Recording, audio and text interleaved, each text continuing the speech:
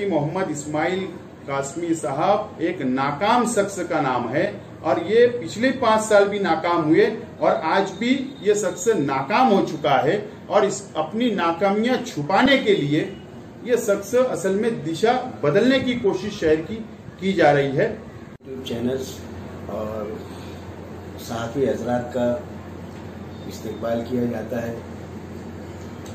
सहाफ़ी के मेले आसिफ शेख रशीद साहब ने आज की एक प्रेस कॉन्फ्रेंस मुनक़िद की है, जिसका मुद्दा ऐसा है कि गुज़िश्ता 2014 से 2019 तक मालेगांव शहर में टोटल 45,000 वोटों का इजाफा हुआ था।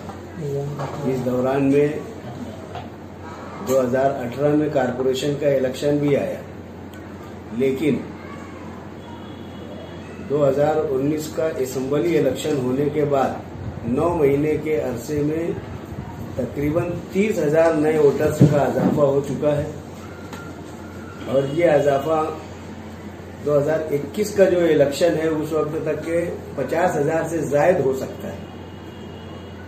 तो ये इतनी तेजी से वोटिंग लिस्ट के अंदर इजाफा कहीं न कहीं गहरी साजिश और मनसूबाबंदी की अलामत समझा जा रहा है और इस बात का इंकशाफ होने पर जब साबिक रुकन असेंबली आसिफ शेख रशीद ने इस मुद्दे को उठाया, प्रांत ऑफिस में शिकायत की, तो अपनी सफाई में अजीब अजीब बातें पेश की जा रही हैं और ऐसा उज्र पेश किया जा रहा है जो अहलियान शहर के लिए नाकाबिले कबूल है। इस बुनियाद के ऊपर आज की एक प्रेस कॉन्फ्रेंस मुनक़िद की गई है। मैं समझता हूं कि इस बात को अगर तफसील से खुद साबिक रुकन असेंबली आसिफ शेख रशीद ही आप लोगों के गोश गुजार करें तो ये ज्यादा बेहतर है।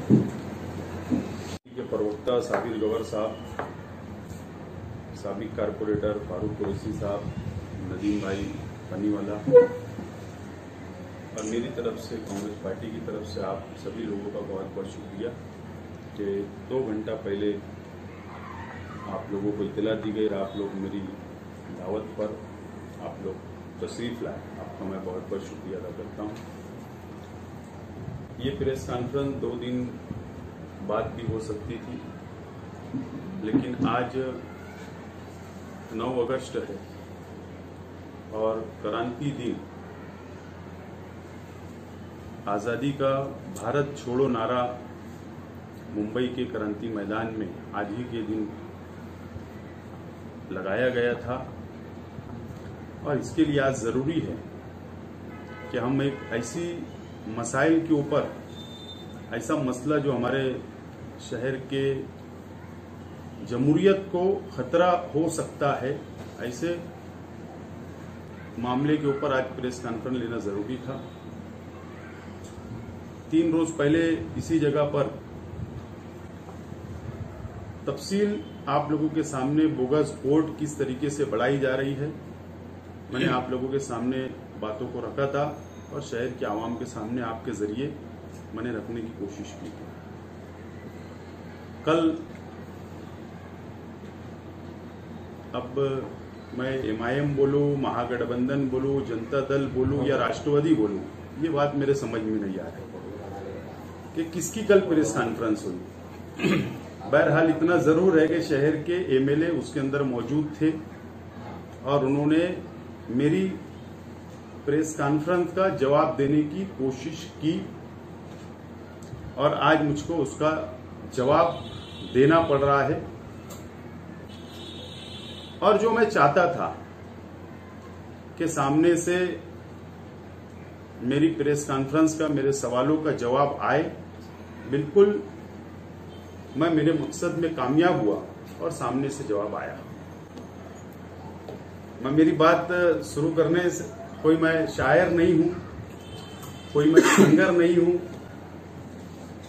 लेकिन जो मुफ्ती मोहम्मद इस्माइल कासमी साहब पर जो कुछ जुमले जो फिट बैठ रहे हैं, तीर ऐसा लगा, दर्द ऐसा हुआ, चोट जो खाई मजा आ गया, ये गाना है। और उसके आगे की जो कड़ी है, रश के कमर, मैं समझता हूं कि मुफ्ती मोहम्मद इस्माइल साहब ने पुलिस डिपार्टमेंट की जानिब से जो मैराथन पिछले साल कॉलेज ग्राउंड पर, ईदगाह ग्राउंड के ऊपर जो स्टेज लगा था, वहां पर मुफ्ती मोहम्मद इस्माइल साहब ने वो डांस भी देखा। मुझसे ज्यादा वो आगे समझ सकते हैं। असल में दिल के टुकड़ा जो किसी का भी बच्चा हो, बच्ची हो, वो अपने दिल का जिगर का टुकड़ा होता है, उससे बहुत मोहब्बत होती है। और मेरा जो निशाना था वो इतनी जबरदस्त और ऐसा दिल पे लगा है कि अपने फर्जंद को बचाने के लिए मुफ्ती मोहम्मद इस्माइल कासमी साहब को कल जवाब देना पड़ा। और आप लोग उस प्रेस कॉन्फ्रेंस में मौजूद थे। उन्होंने अपने बच्चे की सफाई में एक लफ्ज भी नहीं बोला और ना उसका बचाव किया और ना उसकी सफाई दी। मैं अभी व्हाट्सएप पे आप लोगों को मुफ्ती मोहम्मद इस्माइल कासमी साहब के बच्चे अब्दुल्ला मुफ्ती मोहम्मद इस्माइल साहब का 3 जगह वोटर लिस्ट में नाम है। मुफ्ती आसिफ अंजुम, मुफ्ती नहीं है, हाफिज आसिफ अंजुम निहाल अहमद, उसका 3 जगह पर नाम है। और एक अताउर रहमान शख्स का 2 जगह पे नाम है। मैंने सिर्फ 3 लोगों के नाम अभी हम लोगों ने शो किया। ऐसे हम लोगों के पास तकरीबन 1200 से 1300 नाम, डबल नाम, जो उनके आसपास के लोग हैं, उनके नाम मेरे पास मौजूद है। मैं प्रांत ऑफिसर के सामने बातों को रखूंगा। मुफ्ती मोहम्मद इस्माइल कासमी साहब ने आवाम को गुमराह करने वाली बातें करने की कल कोशिश की और आवाम को गुमराह करने की भरपूर कोशिश की। और ये मामले को एनआरसी, CAA और NPR की तरफ जोड़ने की उन्होंने कोशिश की। मैंने इससे पहले की भी प्रेस कॉन्फ्रेंस में बिल्कुल वाज़ेह तौर पर यह बात मैंने कही थी। वापस मैं दोहरा रहा हूं। और अब हमारा एक नारा होगा आज, एक वोटर एक नाम, एक वोटर एक नाम। मालेगांव शहर की आवाम को मैं आपके जरिए बिल्कुल इत्मीनान दिलाना चाहता हूं कि असेंबली के पहले जिन लोगों के यादी के अंदर नाम है, उन लोगों के लिए कोई भी हमारा ऑब्जेक्शन नहीं है। पिछले असेंबली से पहले की यादी के अंदर ऐसे कुछ लोगों का, मुफ्ती मोहम्मद इस्माइल कासमी साहब और उनके लोगों का जो नाम आया, मैं उसको शामिल कर रहा हूं इस तहरीक के अंदर जो मैंने कंप्लेन दी। और NRC, CAA इस ताल्लुक से इसका कोई लेना देना नहीं है मेरी कंप्लेन का। ये आवाम को गुमराह कर रहे हैं और आवाम को गुमराह करने अब इन्होंने बंद कर देना चाहिए। असल में अपनी नाकामी छुपाने के लिए, अपने बच्चे के ऊपर कोई कानूनी कार्रवाई ना हो, अपने परिवार के ऊपर कोई कानूनी कार्रवाई ना हो, अपने वर्करों के ऊपर कोई कानूनी कार्रवाई ना हो, इसके लिए पूरा शहरी मसला बनाकर शहर की आवाम को गुमराह करके असल में वो दिशा भूल करना चाहते हैं कांग्रेस पार्टी की तरफ से। मैं वाज़ेह तौर पर कहना चाहता हूं, ये शहर वालों के लिए हमारी कोई लड़ाई नहीं है। कोई शहर वालों के खिलाफ हमने कंप्लेन नहीं की। हम लोगों का ये ऑब्जेक्शन, अगर ये 29,000 वोट जो असेंबली इलेक्शन के बाद में बढ़ाई गई है, उसमें अगर डबल नाम हो गए, पहले की यादी में भी नाम हो गए, अभी नाम हो गए, तो वो कट करने का हमारा ऑब्जेक्शन है, वो डिलीट होना चाहिए। अगर किसी का बच्चा 18 साल का हो गया या कोई लड़की 18 साल की हो गई, अगर उन लोगों के नाम इस 29,000 के अंदर शामिल रहेंगे और उनका एक ही जगह पर वोट रहेगा, तो हमारा उस पर भी कोई ऑब्जेक्शन नहीं है। मैं पहले ये बात मैं वाज़ेह कर देना चाहता हूं शहर के आवाम के सामने। ये हमारा बिल्कुल साफ तौर पर, हमारा वाज़ेह तौर पर यह पैगाम है शहर के आवाम को कि फिक्र करने की कोई जरूरत नहीं है। असल में यहां पर सवाल यह पैदा होता है कि इलेक्शन, जमहूरियत के अंदर कोई भी इलेक्शन हो, वो असल में विकास के ऊपर, डेवलप के ऊपर लड़ा जाता है। और मालेगांव शहर के अंदर अगर इस तरीके से bogus vote, double vote, triple vote बढ़ा दी जाएगी, 4 जगह वोट कर दी जाएगी, 5 जगह कर दी जाएगी, तो ये जमहूरियत में ये बराबर बात नहीं है। और फिर लोग डबल वोट टिबल वोट बढ़ाकर इलेक्शन जीत के आएंगे और उसके बाद आवाम उनके खिलाफ में रहे या वो काम करे या ना करे, उससे कोई मतलब नहीं रह जाता कि आवाम किसकी मुखालफत करेगी और किसकी हिमायत करेगी। इसके लिए आज ये हम लोगों ने ऑब्जेक्शन लिया है। दूसरी बात, उन्होंने मुझ पर इल्जाम लगाया कि मैं हार तस्लीम नहीं कर रहा हूं। मैं हार को उसी दिन मैंने अखबारात के अंदर हार तस्लीम किया था और उसी वक्त तो शहरियान का मैंने शुक्रिया भी अदा किया था। और दूसरे ही दिन मैं आवामी कामों के अंदर जुट गया था और मैंने बाकायदा शहर का दौरा शुरू कर दिया था। एक सिंपल मिसाल ये है कि लॉकडाउन हुआ, कोरोना महामारी आई, कोरोना वायरस बहुत तेजी से शहर में फैला। शहर के एमएलए मुफ्ती मोहम्मद इस्माइल कासमी साहब क्वारंटाइन थे, इनके जिम्मेदारान क्वारंटाइन थे और कांग्रेस पार्टी और मैं खुद फील्ड के ऊपर आवामी काम करते हम लोग चले आ रहे हैं। असल में मैं इससे पहले भी ये बात कही, दोबारा बोल रहा हूं कि मुफ्ती मोहम्मद इस्माइल कासमी साहब एक नाकाम शख्स का नाम है और ये पिछले 5 साल भी नाकाम हुए और आज भी ये शख्स नाकाम हो चुका है और इस अपनी नाकामियां छुपाने के लिए ये शख्स असल में दिशा बदलने की कोशिश शहर की जा रही है। इससे पहले भी आपको याद होगा, फारूक कुरैशी साहब की अहलिया चुनकर आई वार्ड नंबर 6 से ज़मीनी चुनाव में। उस वक्त तो जनता दल के लोग को बाकायदा बोगस आधार कार्ड के साथ में पकड़ा गया था और उनके ऊपर कानूनी कार्रवाई भी हुई, उनको जेल भी हुई थी। यानी उस वक्त से हम इसके पीछे लगे हुए थे कि कहां का इन्होंने शहर के अंदर इस तरीके से डबल टिबल वोट किए, कहां का डुप्लीकेट आधार कार्ड बनाए, कहां डुप्लीकेट एलसी बनाई। हम इसकी इंक्वायरी में लगे थे और हम लोग को कामयाबी हाथ लग चुकी है और हमारा अब यही मुतालबा प्रांत ऑफिसर से है कि एक वोटर एक वोट होना चाहिए और इसके लिए जो लोग ने डबल टिबल चौबल वोट की है उन लोगों के खिलाफ में हम लोग है और ये लड़ाई हमारी जारी रहेगी। कोई अगर हम लोगों को ये समझता होगा कि 25 लोग को प्रेस कॉन्फ्रेंस में बैठाकर और एनआरसी और सीएए की तरफ इसको मोड़ने की कोशिश करेगा और शेख आसिफ और कांग्रेस के लोग डर जाएंगे, तो बिल्कुल हम लोग डरने वाले नहीं है और डरने वालों में से भी हम लोग नहीं है। ये बात मैं वाज़े पैगाम दे देना चाहता हूं कि हम लोग डरने वाले नहीं है। ये हम लोग एक सियासी लड़ाई है, सियासी वर्करों से जो डबल वोट बढ़ाई गई वो लड़ाई है, शहर वालों से लड़ाई नहीं है। और हमको तो कोई सबूत और किसी के सर्टिफिकेट की जरूरत नहीं है कि हमने एनआरसी के लिए, सीएए के लिए, एनपीआर के लिए क्या किया। कारपोरेशन के अंदर बाकायदा हम लोगों ने ठहराव पास करके, हिंदुस्तान के अंदर पहली कारपोरेशन थी कि हम लोगों ने तजवीज पास की कि हमको एनआरसी, सीएए और एनपीआर नहीं होना। हमको कोई सबूत देने की जरूरत नहीं है।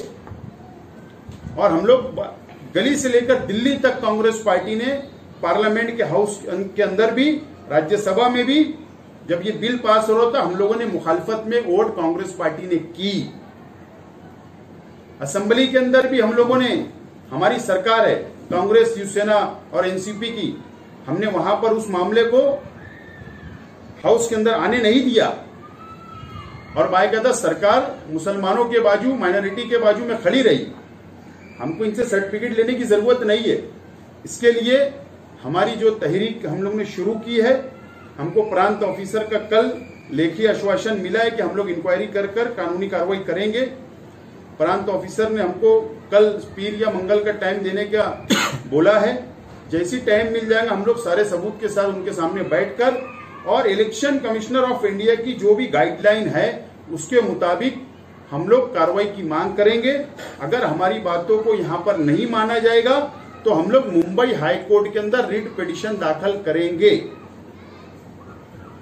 और ये मुफ्ती इस्माइल साहब अपने बच्चों को, अपने हवारी मवारियों को बचाने के लिए दिशा अगर बदलने की कोशिश करेंगे तो उसके अंदर ये कामयाब नहीं होंगे, क्योंकि शहर के आवाम ने देखा कि ये आदमी एक काम भी नहीं कर रहा, नाकाम हो चुका। मुकम्मल डंडी मार आमदार का खिताब पीछे भी मिला, आज भी मिलने वाला है। अपनी नाकामी छुपाने के लिए शहर को गुमराह करेंगे। ये शहर के आवाम से मेरी अपील है कि आप ये गुमराह करेंगे, आप इनके बहकावे के अंदर आने की जरूरत नहीं है। इसलिए आज आप लोगों को यहाँ पर बुलाया गया और मैं प्रेस नोट आप लोगों को दे रहा हूँ। मैं आपसे अपील करता हूँ कि आप लोग अखबारात के अंदर और अपने यूट्यूब चैनल के जरिए ये मुकम्मल प्रेस कॉन्फ्रेंस आवाम के सामने मालूमात के लिए उसको अच्छा कवरेज देंगे, ये अपील करता हूँ। बयान दिया कि एमएलए को काम नहीं करने देंगे, कल प्रेस कॉन्फ्रेंस में बोला गया। मैंने तो आज तक ऐसा कोई भी बयान नहीं दिया है।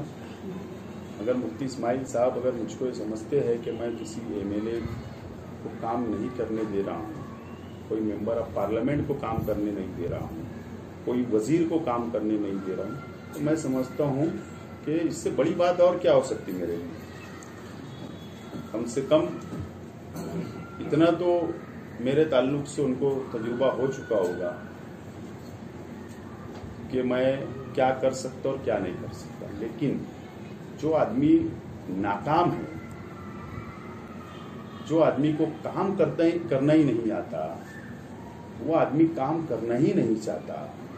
आप देख लो तो 2 महीने से सिर्फ वो शनिचर इतवार मालेगांव रह रहे। जहां तक मेरी मालूमात है, ये उनका निजी मामला है, वो कहाँ रहे कहाँ नहीं रहे, 5 साल शहर छोड़ के चले जाए, 5 साल शहर में रहे, उनका मामला है। लेकिन मैं सुनता हूँ कि मुंबई में रहते हैं, तो मुंबई में रहकर ये शहर के कौन से विकास का काम कर रहे हैं, कौन से डेवलप का काम कर रहे हैं, ये जवाब शहर की आवाम को चाहिए।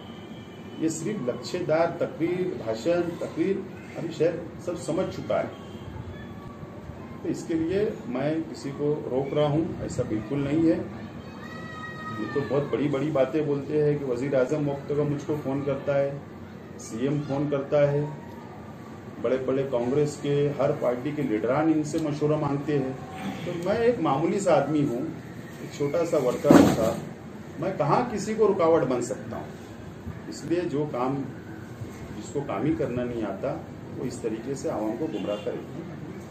उन्होंने एक बात बोला था कि जनरल हॉस्पिटल को कोविड का हॉस्पिटल करने के लिए दुनिया नहीं करने दी उनको। हाँ, वो तो चैलेंज किया था और वो करने मैंने प्रेस कॉन्फ्रेंस के अंदर इस बात का चैलेंज किया था कि अगर आप में हिम्मत है तो जनरल हॉस्पिटल को कोविड करके बताओ। और मैं उसके अंदर कामयाब हुआ, मैंने नहीं करने दिया। क्यों? उसकी वजह है कोरोना। मालेगांव शहर में आज तक जो पॉजिटिव केसेस आए हैं वो 1500 के ऊपर गई नहीं, 1500 के ऊपर गई नहीं। और मालेगांव शहर की पॉपुलेशन, तालुके की पॉपुलेशन 10 लाख के ऊपर है। एक हॉस्पिटल सरकारी है, अलग अलग लोगों को बीमारियां होती है, लोगों को सहूलत होना, गरीब लोगों के लिए हॉस्पिटल खुला है। मुझे महाराष्ट्र के अंदर एक हॉस्पिटल तुम बता दो जो मुकम्मल तौर पर कोविड है, एक हॉस्पिटल बता दो। एक 10 बेड 20 बेड सरकारी हॉस्पिटल में हो सकते, पूरा हॉस्पिटल कोविड नहीं हो सकता, क्योंकि बाकी जो बीमारियां हैं, जो गरीब है, जिनके पास रुपया पैसा नहीं है, उसके लिए खुला रहने देना चाहिए। ये मैंने कहा था और वो तो खुला कहा था। और जो मैं बोलता हूं उसके ऊपर मैं कायम रहता हूं और उसके ऊपर अमल भी करता हूं।